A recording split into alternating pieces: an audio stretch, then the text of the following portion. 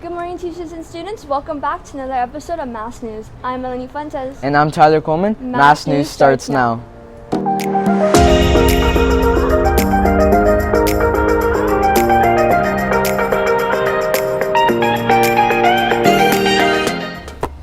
Staying fit is one of the most popular resolutions people make for the new year.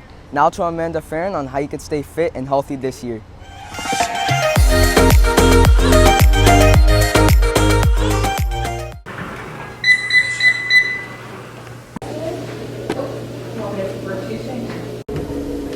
With the New Year promise, many of us are deep diving into our New Year's resolutions. But did you know that most people give up on their resolutions by January 17th? Here are some tips on how to keep and maintain your New Year's resolutions. Exercising is one of the most common goals of the start of the new year. One tip for starting and keeping a new goal is to complete them for more than 19 days, no matter the time constraint.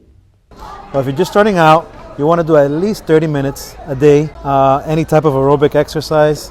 Cardio, you use cardio if you want to start losing weight. Dieting is another trending goal as the new year rolls around. Getting into shape by starting a new healthy diet is a great idea, but only if you are consistent and plan ahead. There is not a perfect diet for anyone.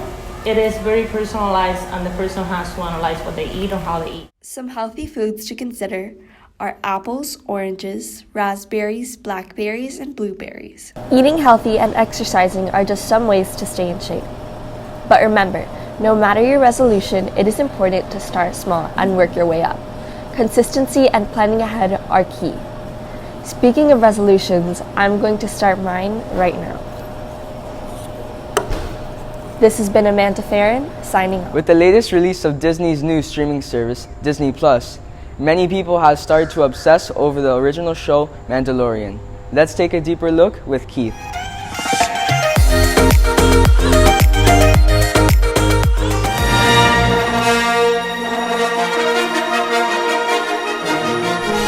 Hi, I'm Keith Guerrero with Mass Entertainment. With the third Star Wars trilogy officially over, fans are excitedly waiting for the fall of 2020, with Season 2 of The Mandalorian and the next installment of the Star Wars franchise. Today, I'm going to be reviewing Season 1 of The Mandalorian. The Mandalorian is the first live-action Star Wars series and created by Jon Favreau. Favreau has also served as the showrunner and head writer. Each episode switches between different directors, including the famous Bryce Dallas Howard and Taika Waititi. Taika Waititi's episodes were fun and engaging, while Bryce Dallas Howard's episodes were slower paced than the others. It was still very well done in rebuilding a lively galaxy. The cast is one of the strongest parts of the show. You can tell the actors are having fun and have great chemistry with each other. Pedro Pascal, who plays the main Mandalorian, gives humanity and emotion to a faceless character.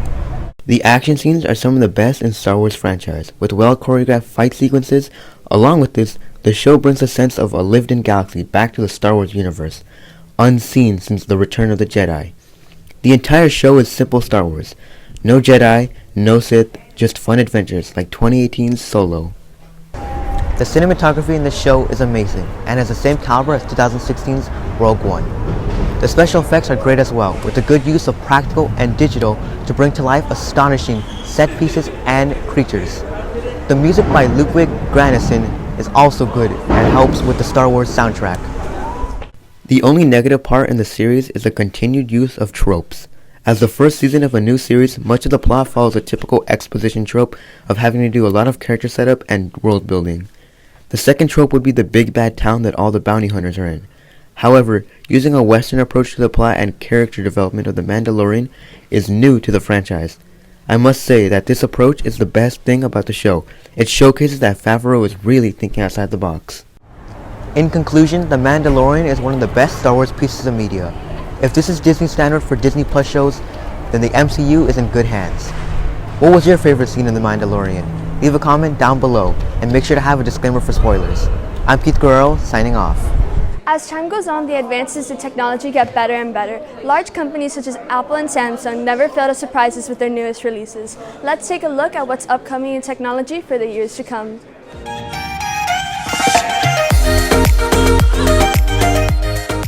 In the last decade, technology has progressed like no other. Today, our cell phones and computers do much more than allow us to call or search things up. With this, The future of modern technology is very promising. I'm Natalie Moreno reporting for Mass News. 2010 sported small 4.5-inch smartphones, and since then we have advanced and now have access to 6.5-inch triple camera phones that can take pictures equivalent to a professional DSLR camera. Well, I think at some point they're all going to wind up being integrated. I think laptops are going to wind up being eventually phased out because the tablets are becoming so powerful now that they're becoming almost like a multi-purpose device. Phones, I think at this point, we've hit kind of, I won't say we've hit the end as far as where they're going, but I think they're starting to see that the phones, the kids are becoming very portable with them, but at the same time, I see the manufacturers going towards adding more capability to the tablets. Although people use the new technology for themselves, others use it for their jobs, such as teaching. Well, I've always been a user of technology, so for me, the more toys we have, the better the students are going to gravitate towards using tech. The big issue that comes up is that you have kids that know how to use tech and some that don't really know how to use tech, but all the disciplines, including our school, they're all starting to cross over and need tech for some part of what they do. Technology is not only advancing, but it is doing so at a rapid rate. What new technology are you looking forward to seeing? I'm Natalie Moreno, signing off.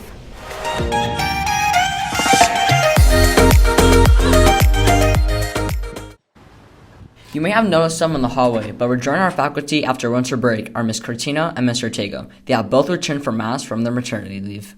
As many students know, Ms. Ortega has taken months off for her maternity leave. From her 12 years of teaching, she has taken a well-deserved break, spending time with the family and her newborn daughter. Well, I have mixed feelings.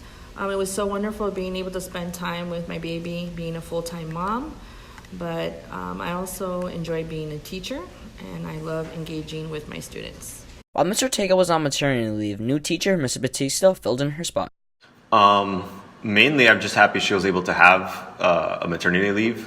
Developmentally speaking, that's some of the most important moments in a kid's life. So I'm happy that she's back, that she had that opportunity. Another teacher that has come back from maternity leave is Mrs. Cortina. Cortina is a very easygoing U.S. history teacher. She educates in a way that is very easy to learn and understand. Although the students have gotten used to Ms. Cortina and were prepared during her classes, Ms. Cortina feels like she didn't have enough time with her son. No, there's never enough time to be, with your child. I mean, it's a gift and it's the biggest blessing, but there's no time that you can limit to be with your child. If you see Ms. Cortina or Ms. Ortega walking in the hallway, please greet them with a warm welcome back. I'm Miguel Rojas, and now back to Newsroom. Fashion is a way for people to express themselves through creativity and style. Let's see what's upcoming in the fashion world for 2020.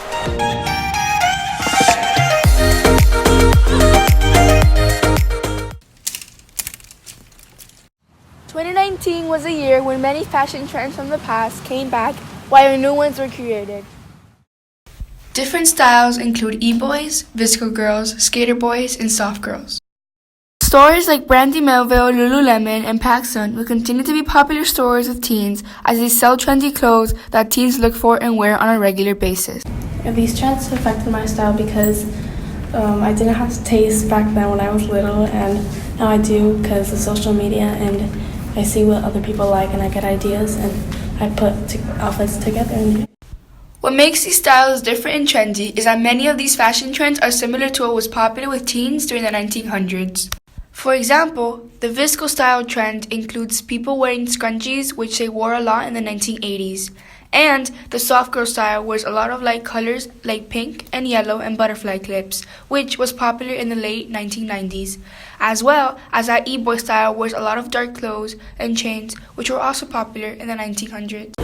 I think some trends that are going to continue from 2019 through 2020 are most of the creativity in the trends and a lot of layers and big clothing, just so most people can be comfortable. Based off of 2020 fashion shows, we can assume that what's going to be popular is a lot of big clothes with lots of colors and patterns like plaid. While we may not know exactly what fashion trends will be popular in 2020, but we do know that current teen fashion trends such as sweatpants, bandanas, tube tops, mom jeans, and many more are currently thriving. What are some of your favorite fashion trends and accessories? Comment down below. I'm Isabella Munson, signing off. Thank you for watching this week's episode of Mass News. I'm Melanie Fuentes. And I'm Tyler Pullman. See you next week.